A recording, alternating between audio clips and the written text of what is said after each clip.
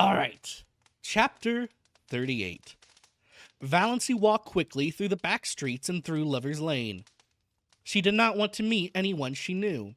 She didn't want to meet even people she didn't know. She hated to be seen.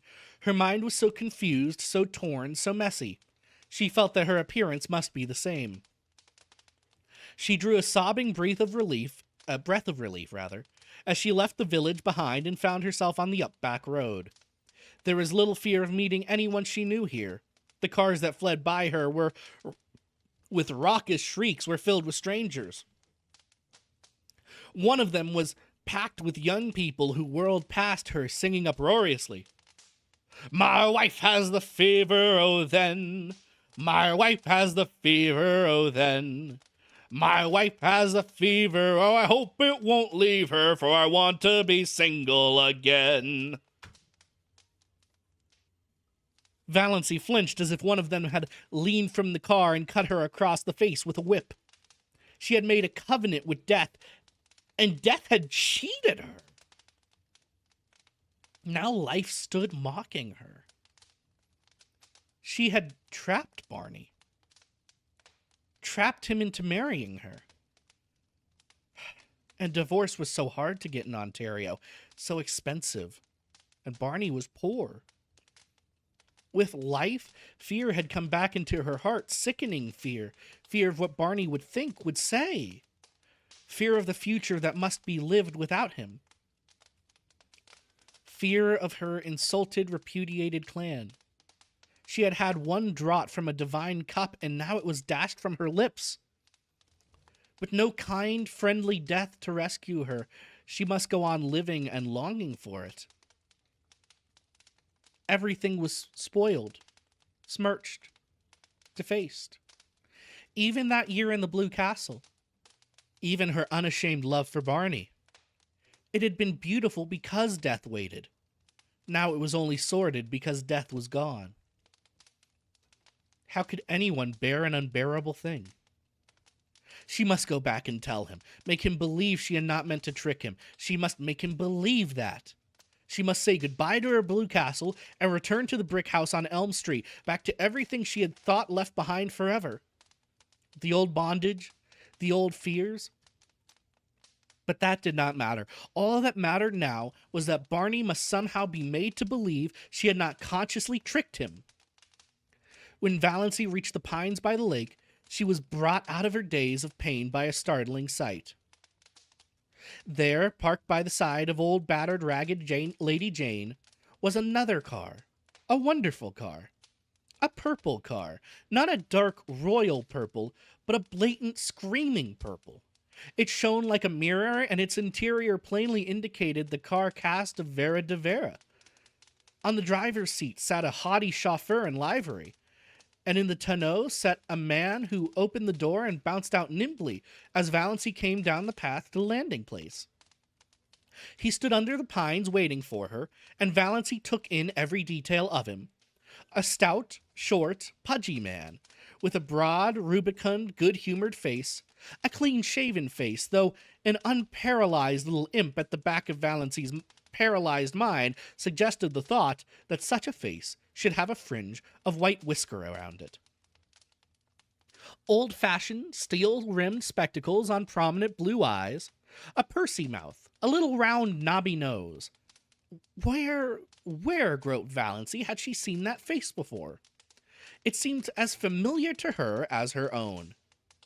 The stranger wore a green hat and a light fawn overcoat over a suit of loud check pattern. His tie was a brilliant green of lighter shade. On the plump hand he outstretched to intercept Valancy, an enormous diamond winked at her. But he had a pleasant, fatherly smile, and in his hearty, unmodulated voice was a ring of something that attracted her. Can you tell me, miss, if that house yonder belongs to a Mr. Redfern? And if so, how can I get to it? No! No! He's Redfern? No! That's such a weird twist! No! Oh my, no! No, the headphones are off! He's Redfern? of Redfern's lineaments? Oh my. No. No way. No. No. That makes, oh my gosh. That is such a good reveal. Redfern. A vision of bottles seemed to dance before Valancy's eyes. Long bottles of bitters, round bottles of hair tonic, square bottles of liniment, short corpulent little bottles of purple pills, and all of them bearing that very prosperous, beaming moon face and steel-rimmed spectacles on the label. Dr. Redfern! Wait, no. It's worse than that. He's Redfern's son? Oh my. I'm dead. I'm actually dead. What? No, said Valancy faintly. No, that house belongs to Mr. Snaith. Dr. Redfern nodded. Yes, I believe Bernie's been calling himself Snaith. His name's not even Barney. It's Bernie? It's Bernie?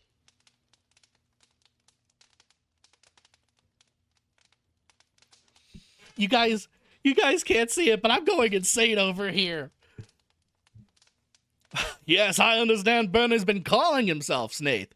Well, it's his middle name. What's his poor mother's? Bernard?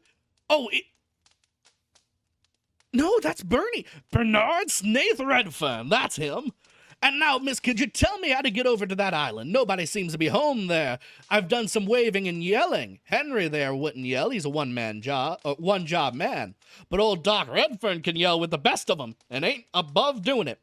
Guess nothing but a couple of crows. I guess Bernie's out for the day. He was away when I left this morning, said Valancy. I suppose he hasn't come home yet. She spoke flatly and tonelessly. This last shock had temporarily bereft her of whatever little power of reasoning had been left her by Dr. Trent's revelation. In the back of her mind, the aforesaid little imp was jeering repeatedly a silly old proverb. It never rains, but it pours. But she was not trying to think. What was the use? Dr. Redfern was gazing at her in perplexity. When you left this morning, do you live over there? He waved his diamond at the blue castle. Of course, said Valancy stupidly. I'm his wife. Dr. Redfern took out a yellow silk handkerchief, removed his hat and mopped his brow. He was very bald, and Valancy's imp whispered, Why be bald? Why lose your manly beauty? Try Redfern's hair vigor. It keeps you young.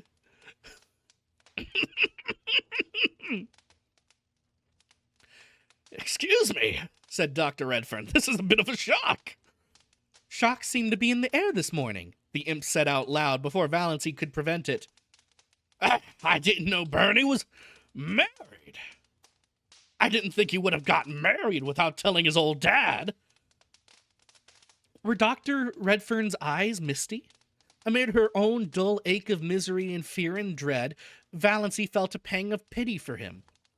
Don't blame him, she said hurriedly. It wasn't his fault. It was all my doing. You didn't ask him to marry you, I suppose, twinkled Dr. Redfern. He might have let me know. I've got acquainted with my daughter-in-law before this if he had. But I'm glad to meet you now, dear. Very glad. You look like a sensible young woman. I used to sort of fear Barney'd pick out some pretty bit of fluff just because she was good-looking. They're all after him, of course. Wanted his money, eh? Didn't like the pills and the bitters, but liked the dollars, eh? Wanted to dip their pretty little fingers in old Doc's millions, eh? Millions? Said Valancy faintly. I just realized something else. I just realized something worse. He's Dr. Redfern's son, but that doesn't mean he's not the guy who writes the nature books. We could have two twists here. Please, please, God, please. Through the mantle of time, relate this to Lucy Maud Montgomery. It has to be him on both counts. It has to be him. Please, that would make this the best written romance novel I've ever seen. Forgive me, I'm going insane over here. This twist is insane to me. She wished she could sit down somewhere. She wished she could have a chance to think. She wished she and the Blue Castle could sink to the bottom of Missatua and vanish from human sight forevermore. Millions, said Dr. Redfern complacently. And Bernie chucks 'em for that. Again, he shook the diamond contemptuously at the Blue Castle.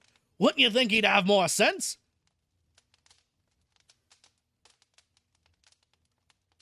And all on account of a white bit of a girl? He was Cecil. Oh my God! It rains, it pours. He was the man. The Cecily. Cecily.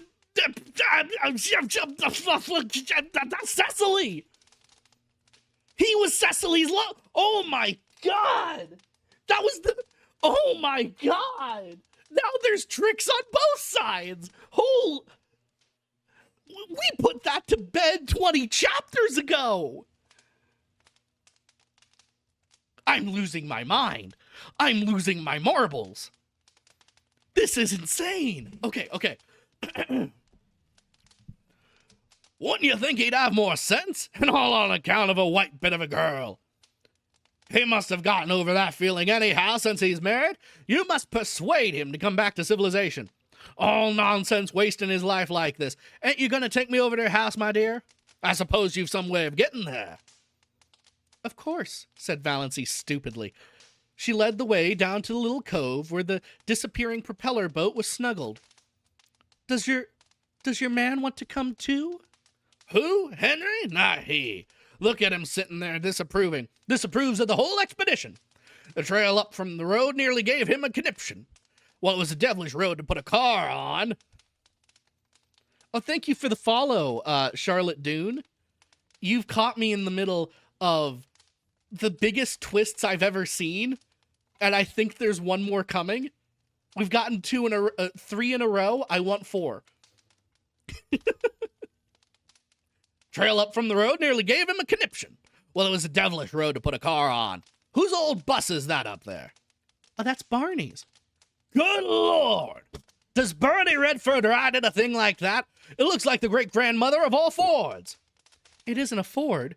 It's a Grace Lawson, said Valancy spiritedly. For some occult reason, Dr. Redford's good-humored ridicule of dear old Lady Jane stung her to life. A life that was all pain, but still life. Better than the horrible half-dead and half-aliveness of the past few minutes, or years. She waved Dr. Redfern curtly into the boat and took him over to the Blue Castle. The key was still in the old pine, the house still silent and deserted. Valancy took the doctor through the living room to the western veranda. She must at least be out where there was air. It was still sunny, but in the southwest a great thundercloud, with white crests and gorges of purple shadow, was slowly rising over Missatua. The doctor dropped with a gasp on a rustic chair and mopped his brow again. Warm, eh? Lord, what a view! Wonder if it could soften Henry if he could see it. Have you had dinner? Asked Valancy. Oh, yes, my dear. Had it before we left Port Lawrence. Didn't know what sort of wild hermit's hollow we were coming to see, you see. Hadn't any idea I was going to find a nice little daughter-in-law here all ready to toss me up a meal.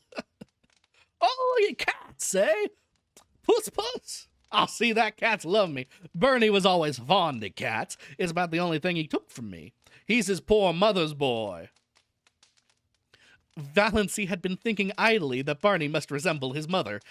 She had remained standing by the steps, but Dr. Redfern waved her down to the swing seat. Sit down, dear. Never stand when you can sit. I want to get a good look at Barney's wife. Well, I like your face. No beauty? You don't mind me saying that. You've sense enough to know it, I reckon. Sit down. So Valancy sat down. This man has the Chris Hansen power. Please take a seat. Please take a seat. To be obliged to sit still when mental agony urges us to stride up and down is the refinement of torture. Every nerve in her being was crying out to be alone, to be hidden, but she had to sit and listen to Dr. Redfern, who didn't mind talking at all. When do you think Bernie will be back? I don't know. Not before night, probably. Where did he go? I don't know that either. Likely to the woods, up back. So he doesn't tell you his comings and goings either? Oh, Bernie was always a secretive young devil. Never understood him. Just like his poor mother. But I thought a lot of him. It did hurt me when he disappeared as he did. 11 years ago. I haven't seen my boy for 11 years. 11 years? Valancy was surprised. It's only 6 since he came here. Oh, he was in the Klondike before that, and all over the world. He used to drop me a line now and then, never give any clue to where he was, but just a line to say he was all right. I suppose he's told you about it all? No, I know nothing of his past life, said Valancy with sudden eagerness. She wanted to know. She must now know. It hadn't mattered before. Now she must know it all, and she could never hear it from Barney. She might never even see him again. If she did, it would not be to talk of his past. What happened? Why did he leave his home? Tell me. Well, it ain't much of a story. Just a young fool gone mad because of a quarrel with his girl. Only Bernie was a stubborn fool, always stubborn. You never could make that boy do anything he didn't want to do. From the day he was born.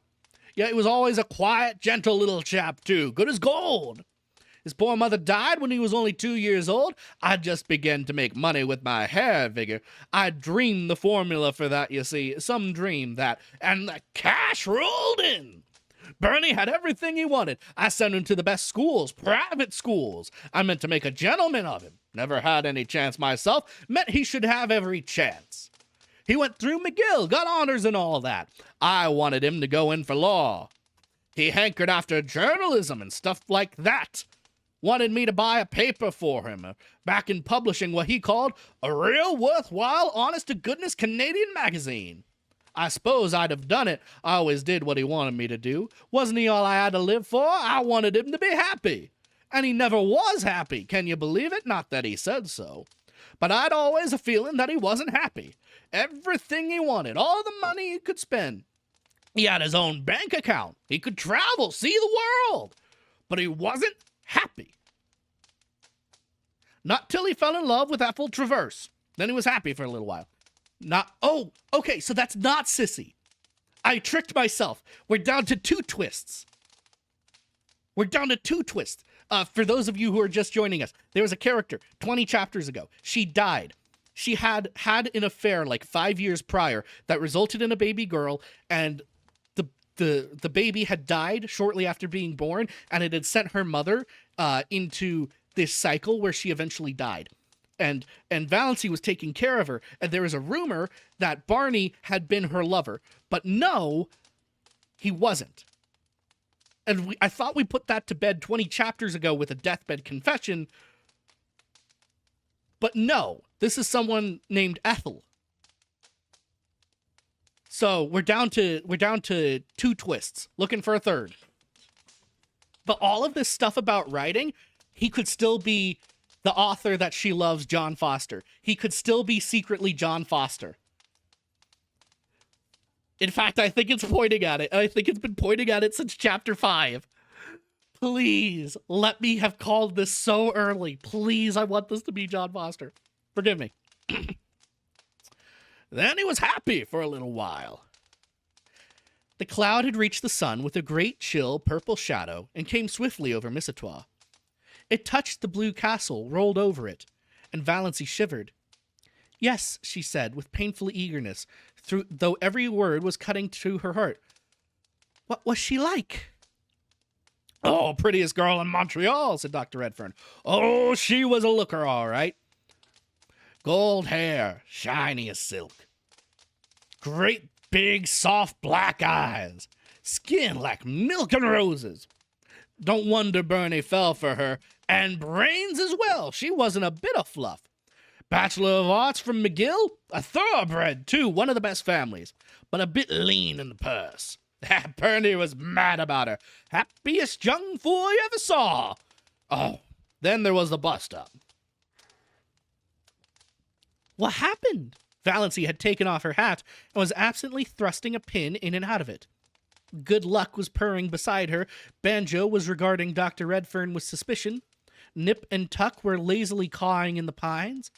Miss Etoile was beckoning. Everything was the same, and nothing was the same. It was 100 years since yesterday. Yesterday, at this time, she and Barney had been eating a belated dinner here with laughter. Laughter? Valancy felt that she had done with laughter forever. And with tears, for that matter, she had no further use of either of them. Blessed if I know, dear, some fool quarrel, I suppose. Bernie just lit out, disappeared. He wrote me from the Yukon, said his engagement was broken and he wasn't coming back, and not to try to hunt him up because he was never coming back. I didn't. What was the use? I knew Bernie. I'm still reeling that it's Bernie and not Barney. I went on piling up money because there wasn't anything else to do, but I was madly lonely. All I lived for was them little notes from now and then from Bernie. From the Klondike, from England, South Africa, China, everywhere. I thought maybe he'd come back someday to his lonesome old dad. Then 6 years ago, even letters stopped. I didn't hear a word for or of him till last Christmas. Did he write? No, but he drew a check for $15,000 on his bank account. 15,000. What did he use it for? We've known everything he's done in the last few years. Why $15,000? The bank manager's a friend of mine, one of my biggest shareholders. He'd always promised he'd let me know if Bernie drew any checks. Bernie has $50,000 there, and he never touched a cent of it till last Christmas. The check was made out to Ainsley's in Toronto. Ainsley's? Valancy heard herself saying Ainsley's. She had a box on her dressing table with the Ainsley trademark. Yes, the big jewel. The pearl necklace was $15,000. Oh my God, he's in love with her. Oh, it's even better than I hoped. I'll count that as a third twist. We thought that was a $15 pearl. It's a $15,000 pearl.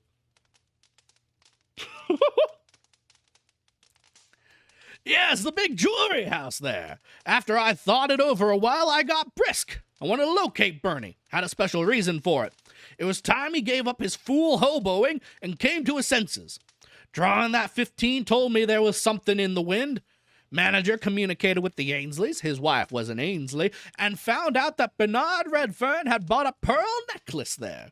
His address was given as Box 444, Port Lords, Muskoka, Ontario.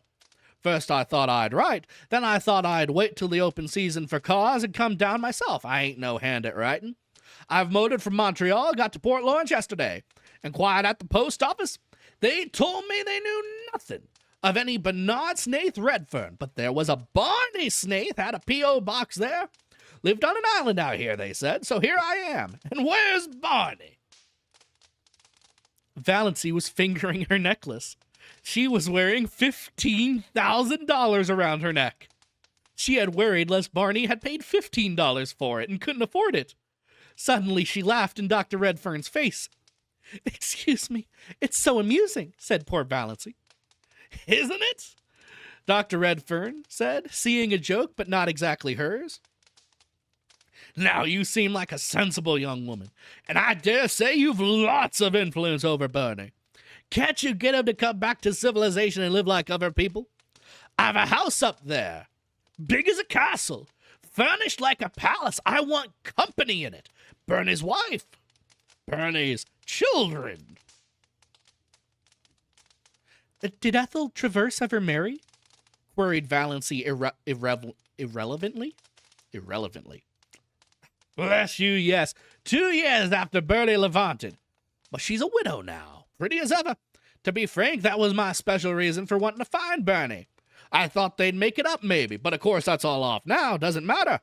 Bernie's choice of a wife is good enough for me. It's my boy I want. You think he'll be back soon? I don't know, but I don't think he'll come back before night. Quite late, perhaps, and perhaps not till tomorrow. But I can put you up comfortably. He'll certainly be back tomorrow. Excuse me. Dr. Redfern shook his head. Too damp. I'll take no chances with rheumatism. Why suffer that ceaseless anguish? Why not try Redfern's liniment? Quoted the imp in the back of Valancy's head. I must get back to Port Lawrence before rain starts. Henry goes quite mad when he gets mud on the car, but I'll come back tomorrow. Meanwhile, you talk Bernie into reason. He shook her hand and patted her kindly on the shoulder. He looked as if he would have kissed her with a little encouragement, but Valancy did not give it. Not that she would have minded, but he was rather dreadful and loud and dreadful. But there was something about him she liked. She thought dully that she might have liked being his daughter-in-law if he had not been a millionaire. A score of times over. Keep in mind, this is 1910. We're talking about a billionaire with a B. We're not talking about someone who owns a small business. We're talking about someone the size of Jeff Bezos. All right? That's what this revelation is. She just found out her dad-in-law was Jeff Bezos.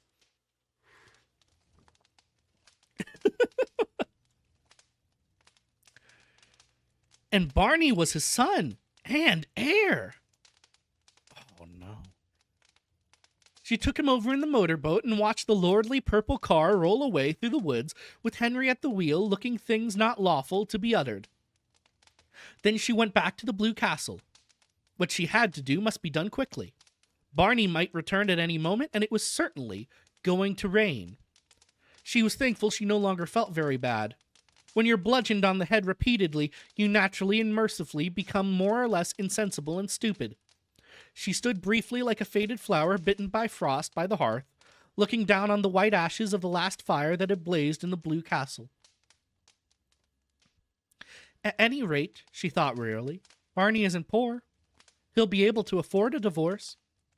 Quite nicely. And that's the end of chapter 38. This is going to destroy me emotionally.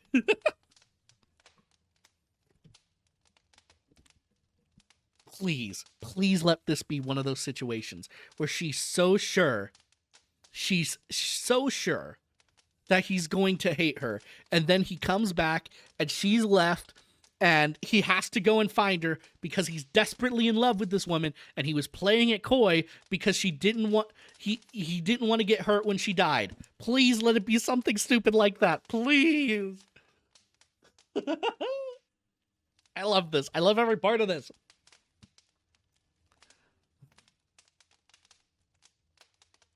Also, just for my own benefit, let's wrap up all the twists we've had so far.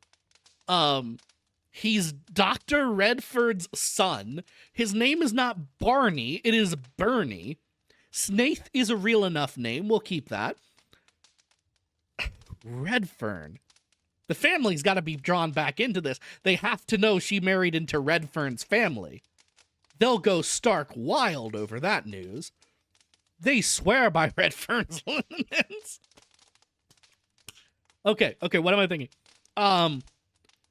She's fine. He's Redford's son. Oh, man. I suppose we'll find out why he broke up with Ethel here in a bit, but I just...